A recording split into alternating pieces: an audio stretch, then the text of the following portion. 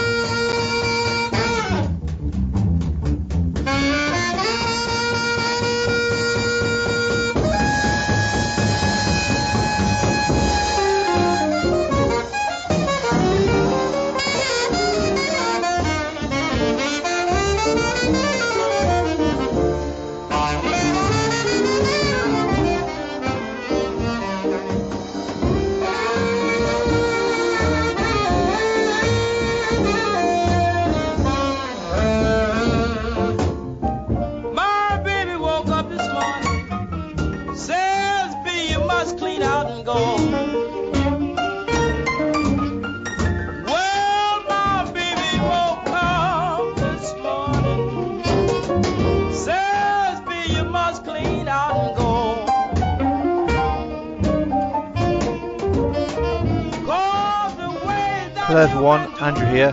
This is one of the Patreon episodes that we released a few months ago. We are running a series of the guilds in 30 minutes. There was a little pause when Guild Ball went through a bit of a rough patch, to put it lightly.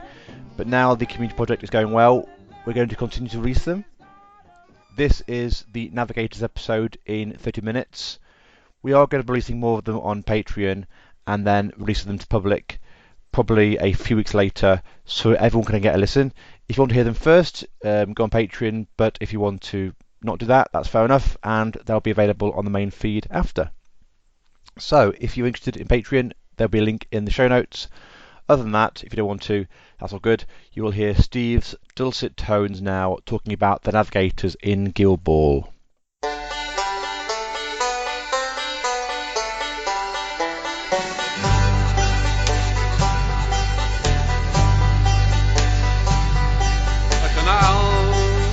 Bridges, the embankments and cuts,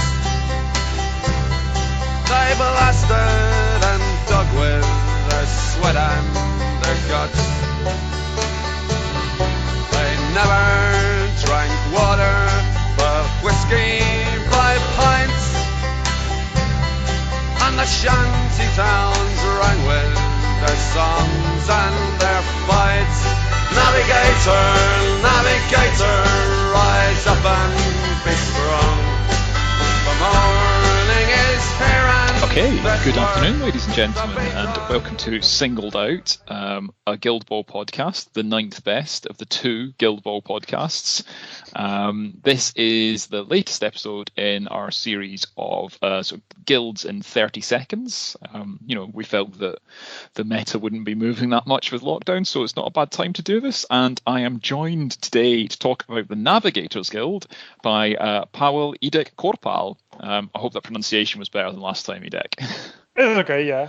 Hi everyone, thanks for having me back. It's a pleasure to have you back, and we're going to talk about Navigators, who I think it's fair to say are one of the more fun guilds in Guild Ball. You've picked them up quite recently, is that right? I've started grinding them in a competitive way about when 4.3 landed. I was playing them a bit before that, but never in tournaments and stuff like that. So give us a headline view of Navigators. What do they do? What are their strengths? What are their weaknesses? I guess what's their general game plan as well? Well, the guild is designed to score goals and do it quickly. They have the tools to go for takeouts, but they are mainly focused on goals. Stat-wise, in 23 games from the start of 4.3, I am 57 goals in 23 games, yeah, and only 21 takeouts. So I mainly focus on scoring goals. Yeah, I played them in one tournament and went 2-2 in every game. I don't get that. No. Yeah, I didn't play against many teams with top hide. I think that's probably one. But yeah, I guess they're a goal scoring team. That I think they're a flex up goal scoring team, really, aren't they? So you're either 2-2 or 3-0. Really. Yeah, most of my games end up in 3-1, and then I get probably a 6-point activation with Windfinder and 2 goals. Just get a takeout just to threaten the 2-2 game, but I still try to focus on getting 3 goals. And they obviously, because they're a minor guild, they have it makes sense. The Fisherman's minor guild, so they're flexing between. They're mostly goal focused, and their big sort of gimmick, I guess, is they're the only guild in the game other than I think Obulus, who the only thing in the game that can get re-rolls. So they're quite an interesting guild, aren't they? Because their playbooks are built differently than other guilds. Yeah, that's true. You need to, if you want to go for takeout and for damage, you need to set up like a few assists. Unless it's Azimuth, then I guess you can get like 8 damage out of him quite easily. But other players most of the time need some sort of gang ups because you're, let's say, tack 4, you have 4 columns. If the opponent has 1 arm, even getting your third column is not likely. The odds with rerolls are quite weird when you look at them, because most of your results are very, very probable, and then the last result possible is like half 50% drop off. So it's weird to calc damage with them. And they love to charge as well, don't they? That's another. Most of the time in Guild Ball, you don't really want to charge usually. Yeah, the rule of thumb is generally don't want to charge. Yeah. But now they have great. They really benefit from the charge because of the way their playbooks are designed. So you are looking for those higher results. Yeah. And with free rolls, the plus 4 dice for a charge are more or less like 6 dice or something like that. You get more value out of those 4 dice. Yeah. And their playbooks are generally built almost like the inverse of Mason's, aren't they? You've got like a lot of non-momentous results in the sort of bottom columns, and then all your momentous results are in the sort of higher columns. Yeah, I think Windfinder is the only like full Navigator player who has a momentous result in the first half of the playbook. Yeah. And that's a momentous dodge, so nothing too exciting. But yeah, it's a weird dynamic in the guild, but it's quite interesting. It's a fun guild to go to when you need a change. For example, you've been playing like a guild for a long time, and you want just something extremely different. I don't think there's a guild that plays just like they do. For me, Midas Alchemist full goal scoring is the closest thing, but it's still pretty different. Yeah, it's similar, I guess, but it's not. Yeah, it's definitely not the same.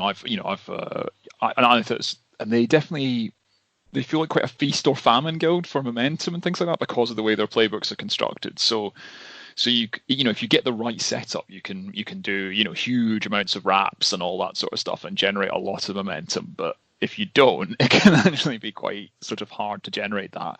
But they're a real tempo team, aren't they? There's a lot. You get a lot of ball pressure. You get a really high tempo approach to the game. Yeah, the guild is capable of. Okay, so for me, the guild prefers the kick when you're playing. I think I've been checking recently on Longshanks, and 15 games I've been kicking 12 times. Okay.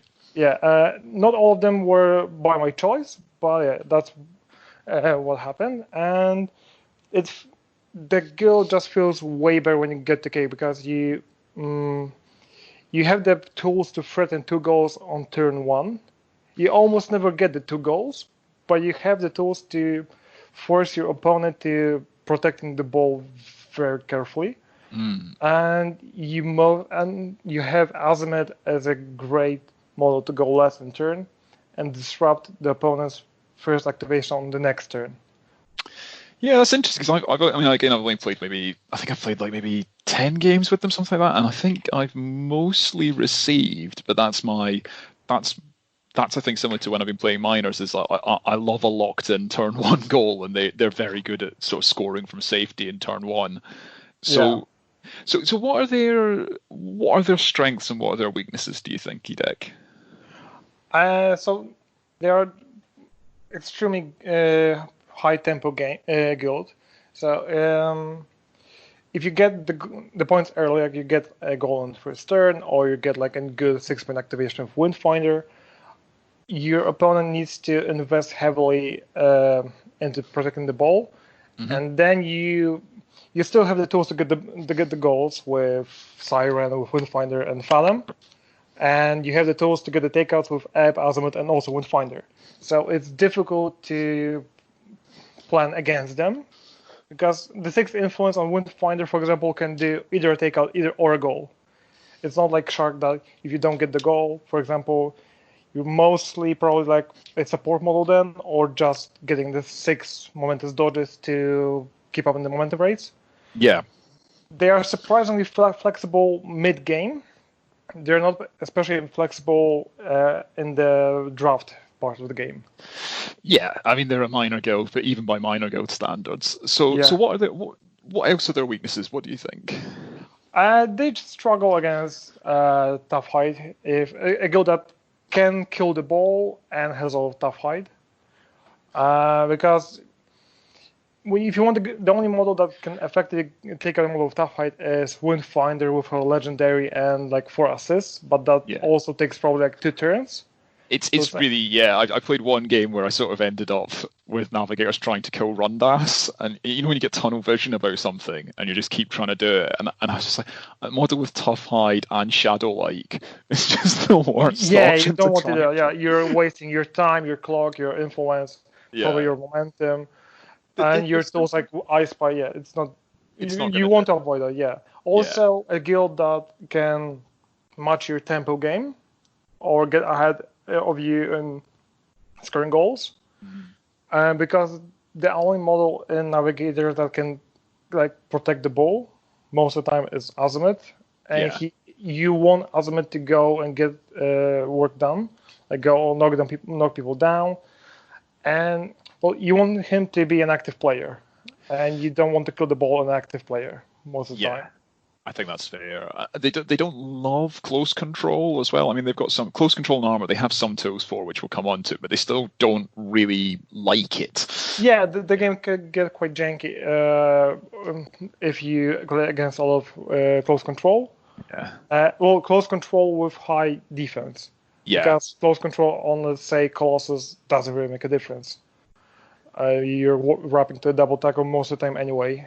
Yeah. So, high def and close control can be tricky, and it can come down to some poor or good knockdown ball scatters. Yeah. So you're sort of kicking around with that sort of thing. So should we talk a little bit about? Let's talk a little bit about the individual models, because when we're doing the major guilds in this format, it's quite tricky to go into the individual models. But for Navigators, they're minor guilds, so there's only 8 of them. So let's focus a little bit on those. So obviously, you're completely locked into your captain and your mascot, and what the thing with that is your captain is really, really good. Like Windfinder's just an excellent captain. Yeah, she's an amazing captain that surprisingly can do 3 different things. She's a great striker. She has herself an 11-inch threat range if needed, with full speed ahead. Mm-hmm. She can be a support model with giving full speed ahead to another player. In case someone doesn't know, full speed ahead is a free sprint or charge with +2 movement. Also, she has I Spy, which also gives out a knockdown. So it's a +2 attack and knockdown on an enemy model, plus attack to attack him. So she can score goals. She can be a support model. Also, she can take out models mostly with her legendary play. The way I do it, I set up the end of first turn so that I have a couple of models close to the enemy model I want to take out. Then I go with Windfinder, use my legendary play, go mostly quite deep into the enemy lines to dodge as many models as I can. And then with +3 or 4 dice from my friendly models, I go for 6 attacks that mostly end up in a knockdown, I Spy, and then like 16 to 20 damage, depending on the rolls. Yeah. And if that's not against a tough hide model, then it's probably dead. Yeah, you're usually taking it out, aren't you? And because the legendary, I think, has 2 sort of uses, doesn't it? It's either, because it's basically everyone within gets a 4-inch dodge. So it's great, exactly as you say, for creating a very sudden, heavily crowded out scrum. And the other one, more obviously, is, at the very least, it's a where they go. Yeah, you know, yeah, on yeah. something. So it's suddenly, you know, if we're going on a big goal run or extending a threat range or something like that, because quite often you'll find that we'll come on to Azimuth, but you know, you have good knockdowns in one of your models, so quite often the ball will be scattered somewhere random, so that legendary allows you know, Windfinder to get to things she couldn't otherwise. So it's good, I guess, like you were saying with Windfinder, the legendary is also very versatile.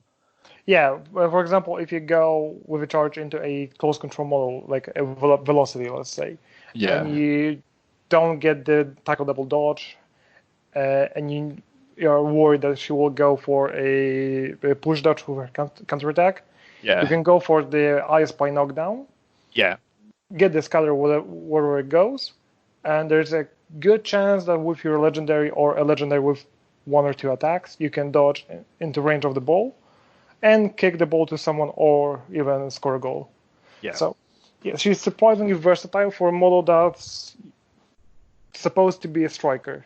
Yeah, Like, she's not like sort of Shark, or you know, she's like sort of, she's almost like sort of Super Midas, you know, in that she can move her own team around.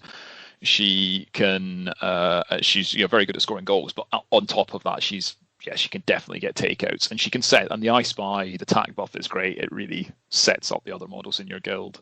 So she's just Yeah. a great and very versatile captain. And then Wanda the mascot is decent. They're a bit more lackluster, I think, than some of the other well, I minor use guild Wonder for mascots. one thing only. Wonder most of the time gets one influence per turn, just so he can jog and use guide on a friendly model. It's basically a where they go on a friendly model. Like, it's towards you, but the way Yeah, you can towards the angle work, it. yeah. I think they do. Yeah, I think Wonder generally does that for me. And the only other thing they do is they're quite a good model to put somewhere on turn one if you're receiving. They're good at, you know, receiving the ball because because Yeah. Wonder's really fast, so they can usually, you know, go and get the ball and do something with it. But Yeah, that's true. guide is the main use, right, for extending your threat ranges or disengaging models if you're worried they're getting sort of ganged up on. Yeah, just one more thing about Windfinder. Just remind for the you want to try and avoid models with 2-inch melee with a low knockdown. Yeah, Because if you used your legendary, there is basically no way of getting out of there, unless you have Wonder to help you out. But yeah, in your own activation, then you're most of the time have a problem because you will end up engaged outside of your melee zone, and on a parting blow you will get knocked down, and yeah, so that's one thing you want to avoid with Windfinder. yeah, you definitely want to be careful of those sort of 2-inch reach low knockdown models. Yeah, You those know, tappers and Grangers. Hearth and people Grange and those sort of models. And so I think we'll come on to then the two guild only models, which again, with a lot of the minor guilds, I think a lot of their strength lies in those guild only models. Though I'll be interested. I've got an argument to make to you later that there is only one auto include squaddy and navigators, and it isn't either of these two. But these are in 90% of the time, 95% of the time. Okay, I'm curious now. Okay, so So let's talk about Azimuth, who's now often referred to as Captain Azimuth, I think, for reasons that you've outlined. So Azimuth is he's a very fighty model. He's got some great abilities. He in the errata went up to having 4 influence, so you'll commonly see him as a big target for full steam ahead or Windfinder, particularly in early turns, right? Yeah, surprisingly, I think the biggest buff he got was not the 4th influence, but the pushes, because he used to have only a double push on his 5th column. Yeah, which was annoying, to say the least. And now you got a single non-momentous push on your 2nd column and a momentous double push on your 4th column. So you can even sometimes try and go for a ring out. He's amazing at ring outs, I think. Like the few games I've played with them, if ever there's a piece of fast ground, in 2 games I've played, my opponent was like, I'm going to kick onto this piece of fast ground, and Azimuth just immediately goes and throws the kicker off the pitch. Yeah, that's true. I guess most of my games end up in the middle of the pitch, but I did get a ring out or 2 with him in 4.3. So that's definitely a thing you need to worry about if you play against him, or just think of when you're playing navigators, because it's very much doable. In 2 activations, it's almost certain. Yeah, and he's Like in the bottom he's top. quite different to a lot of the other navigators. I guess with the alchemist comparison, he's a bit like he's like the catalyst of navigators, right? He's got a lot of health points. He's got surprisingly good defensive stats for someone who's a 4-0 because he's got the gladiator stance thing, so he can Yeah. often def stance up to, if he def stance counters a charge, he's up to defense 6. He's got a really good counterattack because he has disarm and he has low knockdown and he has a knockdown, basically has a knockdown dodge as well with netted. So, but principally he's like a damage and disruption piece, right? Yeah, you just don't want to charge him basically never. Yeah. Yeah. That's really not a good idea. And if you want to go attack Azimuth, you better have a low knockdown. Yeah. Or be ready to be knocked down yourself. For example, save that one momentum to clear the knockdown, because he isn't difficult to take out once you knock him down. But before that, it's really tricky, and a lot of young captains can end up like surprised that they go in with 6 influence by one attack, and suddenly they get a double push, and it's over or something like that. So you need to look out for Azimuth when you go to take him out. Often people focus on him, and he doesn't get that many points in games. I think I've got like 19 points in 23 games with him. Yeah. Yeah, he sets up a lot, doesn't he? He doesn't necessarily score a lot of points himself. He's probably he's the highest potential damage in navigators, but what you're often doing is because he has a range knockdown that is not once per turn, so you're often slamming into a team and knocking down 3 or 4 models or disarming someone or basically knocking down and doing some damage and setting up to finish someone else off. But but because he's a bit more durable as well, I guess you kind of he's a model it's okay to go a bit earlier with. Yeah, he's also a model that enables the team. Like he is one of the ways to work around close control. Yeah. Because if you get one enemy model in range, you can charge him or sprint or dog whatever, and then you go for like 4 attacks, and it's most of the time 4 times netted dodge. So with each netted, you extend your threat by 1 inch. Also, it's 2 results. It's a dodge and a netted. So if you go for the momentous netted dodge, you still get to do something even if you target a resilience model. Yeah. That's quite useful. And disarm also is a nice control piece. It can shut down some models. For example, a cast can be nicely shut down if Just she... like it. Yeah. Like anything like that. Which ironically he himself is like a lot, like all navigators are vulnerable to attack debuffs, but Azimuth is one of the ones who really doesn't like them, particularly because he has 3 non-momentous columns at the start of his playbook. So even if it's pretty, he's a bit sad if he gets blinded or disarmed or anything like that. Yeah, that's true. He also has close control, so he's the only really decent ball holding piece in navigators. The other one is probably Siren, but that's a matchup specific kind of ball killing. Yeah. Yeah, Siren's your great against salvos and bolts Crucible, and stuff like that. sort of thing. Yeah. Whereas Azimuth is the model to hold it against tackles, and Siren is the model to hold it against like range ball retrieval, right? Yeah. But it's true that Azimuth is your main model to kill the ball. You don't want to do that most of the time, but if you need to, you're probably looking at Azimuth. He also has his 2-inch melee, so he will always get a counterattack. Like he's always capable of getting counterattack. And he's a good model to hold the ball on the receive. If you can't get out of range, getting it onto Azimuth is usually quite good on turn 1. Like if you're receiving the ball, so that's a. But let's move on because I'm aware of time. And having said that Azimuth is very durable, I'm now thinking Ebb might actually be the most durable model in Navigators, and Ebb's just another fantastic model, right? Yeah, well, Ebb is basically a toolbox. He can do everything, and he helps with every single issue the navigators can have. For example, the opponent has too many arm. Okay, no problem, you get anatomical precision or sprung a leak. There is not a model in the game that can have arm higher than 0 if the navigators really want to. Because you get Ebb alone gives -3 arm with anatomical and sprung a leak. And with a weak point from the card, you can get up to -4 arm on any model. Yeah, that's the limit, I believe. I think Brick under Honor is arm 4 and Wrecker is the same. Yeah. So you can always go to arm 0. But also he is a decent striker. He has a tackle double dodge as most of the players in the guild. And the tackle on the first column, which helps on the wraps. So he can be an opportunistic goal scorer. He can get opportunistic takeouts as well. Yeah. You know, with that 2 damage, you know, if he's actually not a bad sort of finisher piece for takeouts, because he, especially if you've not, you know, if you don't need Sprung Elite to clear armor, if you wrap on a charge with him, you can quite easily get a 4 damage charge off. Yeah, but with Sprung Elite, you also get the 2 damage. So exactly, yeah. Yeah, he's a good model to start the turn against high arm guilds. Yeah. If you jail someone, you go with Ebb. You can take him out and use Sprung Elite. So they're like your granites, your chisels, your honors are arm 0.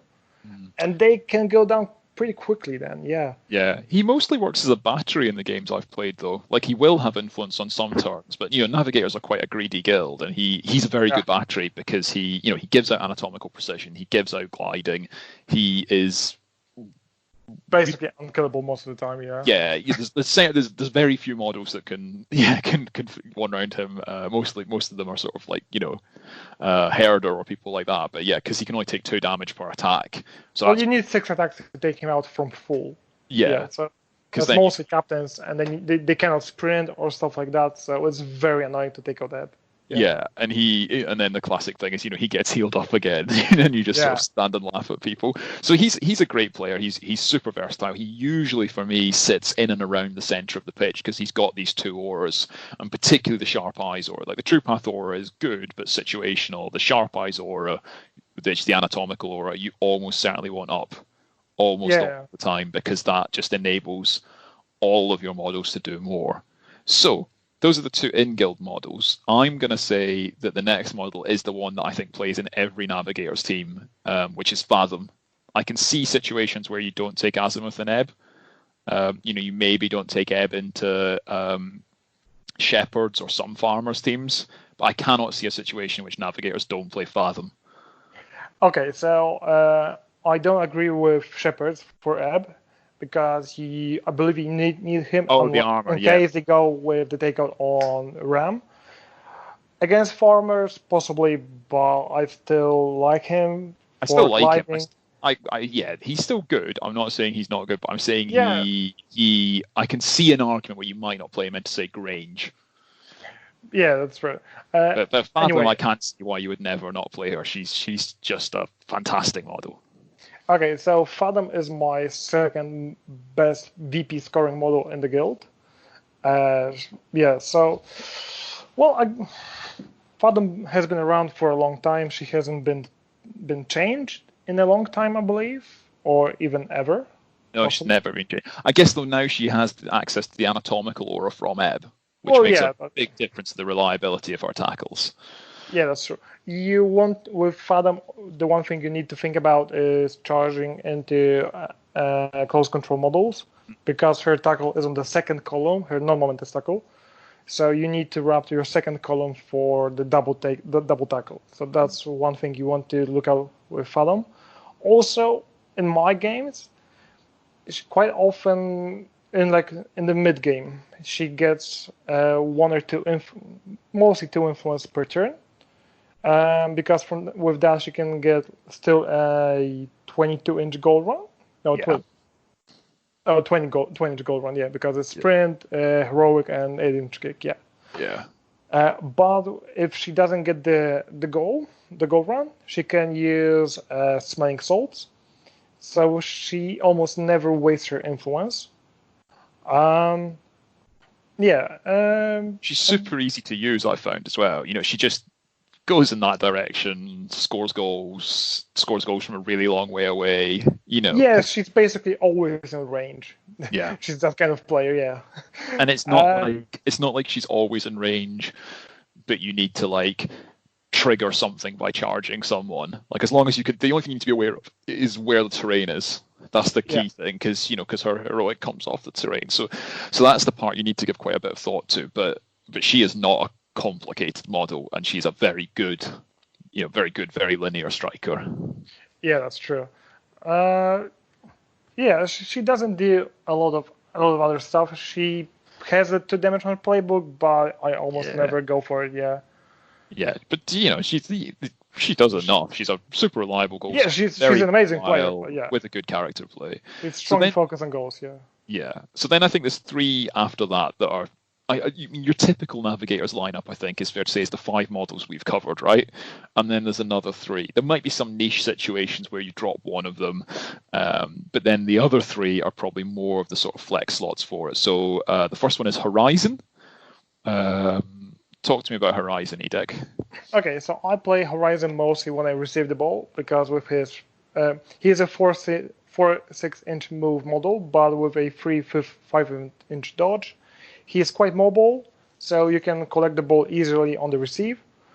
And he is quite cool into very defensive guilds, probably like your Steel Jaws, where he will most of the time die quickly because he is a mascot, let's be honest. Yeah. But he can get back to the pitch from the enemy deployment zone. So it provides a very weird dynamic for the opponent if he wants to take out Horizon. Yeah, he's also he's great because of his mechanic. If you only give up 1 BP when he dies, he's pretty influence efficient. He's also like a really good bunker buster because he's got unexpected arrival. Yeah, so into teams that are like, into teams that sort of hunker up in the middle of the board and protect the ball basically by putting a lot of bodies between you and it. So sort of farmers or masons, we talked a bit about those sort of teams. You can just missile Horizon into them. Aiming to sort of separate all those players out, which can be extremely effective. Yeah, he's also good in the guilds with. I think he's very good into farmers because most of their momentous results are damage. Yeah. So they can't really farm momentum out on him. Yeah, so, he just dies. Yeah, but, yeah. And he, with no arm on them, he can really move them around and screw up like the Harvest Marker's auras, like the counter charge or something like that. Yeah, so he is quite good there, but I play him mostly when receiving. That makes sense. And then moving on to that, the next probably most common person in that flex slot is Siren, who's the crossover from the Fisherman's Guild. I don't know about you, I found her mostly used for 2 things, which is, we talked about earlier, beautiful, like if you need to defend against ranged character plays, and lure is the main thing I tend to use on her. Okay, so I quite often kick with Siren. Okay. Surprisingly, yeah. I treat her as a crucible, more or less. Mm-hmm. With her Seduced, she has an 11-inch threat range, so that's quite a lot. Especially, you can set up your team so you kick the ball exactly 4 inches in front of Ebb, and that means you can charge models in the enemy's deployment zone with anatomical precision. Yeah. You're just within range, and you're quite. The second column for Seduce is very reliable with 7 dice or even 8 if you bonus time. And anatomical, yeah. Yeah, so I often go very early in the game with Siren to get a goal, leave her in the enemy's deployment zone, so he focuses on her, and then I can move my models a bit more aggressive. That's interesting because I find her if you're kicking within the Ebb aura, usually you're not getting enough because you're staying within 4 inches of the goal line, basically. So that for your very first activation. So usually that's mitigatable. What I do like her for is to kick. If I kick with say Fathom or someone like that, the model that comes forward to collect the ball, I usually would jog or sprint Siren up and try and lure that model into my lines, so then I can go after them with Azimuth or Windfinder or someone like that. I tend to find it's harder to get the Seduce charge off. It's not easy, that's true, but against some teams you really force your opponent to play very defensively. Stay much deeper than they'd like, right? Yeah, well, that's one of the 2 modes I use with Navigators when kicking the ball. The other one is, just as you say, kick with Fathom and use Siren as a Well, just for the lure. Yeah. So both of them are valid. Depends on your playstyle most of the time, and maybe on the enemy team. Yeah, that's fair. Yeah, if they have a resilience model that they can put the ball very quickly on, then Siren is less effective. Because you only, or if they put the ball on a model with a very bad kick, like a mascot or a gas and stuff like that, then you probably want to kick with Fathom. Yeah. Also, Siren's better when you kick into teams like Engineers with Salvo or Obulus and stuff like that. Yeah, exactly. Yeah, anything like that, or even Alchemists. Like if you're worried about getting blinded or something like that, she's great there. And then the last model in the guild, who is sadly not often seen, I think it's fair to say. I think when I messaged you about this podcast, you said, "Oh, we get to talk about all 7 models." Yeah. So we're going to talk about 8. I know some people do play Angel occasionally, and Angel is the other crossover model. Why doesn't she see much table time? She is the probably 5th best striker in the team. Yeah, that's. She has no Bible dodges. Her threat is not amazing. It's very linear. She has the one trick that is linked with Fathom. I was trying to find a way to play Angel effectively, and the one idea I have is to play a 2-2 game, like focus to playing a 2-2 game, where you get a takeout early in the turn, so you get the activation advantage. Yeah. And then you can go for the link activation and get a goal from a very safe distance. But that's a bit slower game, and I don't think Navigators really want to do that. Yeah, she feels like, and she has other stuff in that she's a good snapshot turret, but like, do you really need a good, like, the issue's not necessarily the snapshot, right? It's the ball retrieval. Like, it's not like people will generally not want to give Navigators the ball unless if you score against Navigators, you expect they're going to counter score, right? Unless you set up the situation well. So it's not like, say, Cooks, where you have Sugar as a very similar stat-wise, in terms of kick stat, snapshot turret. Because you're often not trying to outfight Cooks, so you want to score goals against them. But with Navigators, you'll often be only wanting to score against them when it's the end of the turn and you're probably going first next turn, so you can get the ball back. Or it's difficult for them to get the ball safe. So, or you just want to get a goal to close the game.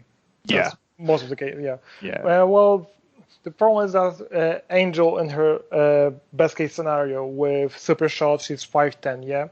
So it's a 5-dice snapshot. It's 6 dice with a bonus time, and that's almost the same as a 2/8 model with heroes. So it's basically the same. You get 2 inches less of a kick, but the odds are very similar, and you don't give up a model that's more flexible. Yeah. Okay. I think that's fair. I think that's all the models in the guild. I guess. I think the one more tip for Navigators I could give to people is try to play with low cards. If you can, you always want to take a Raw Enthusiasm. Yeah. That's an amazing card for them. The card that gives you 2 momentum per takeout. Good. It's also you want more influence. Is really good. Yeah, I think you're usually what you're looking at is taking 2 high cards and the rest low, but giving out either the ones that either the tough hide card is really good as well. That can be great on Fathom. Oh, I never take it, to be honest. That tough hide card on Azimuth can be hilarious.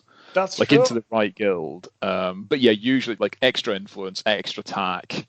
The free momentum spend or any of the sort of the raw enthusiasm cards are great. So you want a couple of high ones just in case because you don't generate buckets of momentum with Navigators. You can have big turns with them. Yeah, you either go very big and you win very strongly on momentum. Yeah. Or you just give up the momentum race and just focus on setting up for the next turn, so you don't lose a lot on the opponent's first activation. Yeah, they're not I guess they're not a team that consistently generates momentum every single turn. You can have big spiky turns, but it's not like, say, Vet Rage or something like that, where you're like, I'm just going to have a lot of momentum every turn. And you want to pick your momentum race, right? Yeah. Brilliant. Yeah, exactly. I think that is Navigators in slightly over 30 minutes, but they're a slightly complicated and interesting guild, and and because it's a minor guild, we can go a bit more into the cards. So I'm going to say thank you very much, Edek, for taking the time to talk to us. And Thanks a lot. It was a lot of fun. Yeah, and I'm sure we'll see you back on the podcast again in the future. Are you taking Navigators to WTC? I'm not sure yet. Well, it depends if the WTC happens. I know that Skarolf wants to do it, and he said it's happening. But a lot can happen in it's 3 months for now. Yeah. I mean, think a lot still can happen. Months ago. Yeah, it was a very different world. Especially this year, 3 months is a lot. Yeah, big time. But quite possibly I will take them to WTC. Yeah, that's true. Yeah. Brilliant. Okay. Thank you very much, Edek. Thanks for coming on again. That is massively appreciated. Yeah, thanks for having me again. Yeah. My pleasure. Take care. Cheers.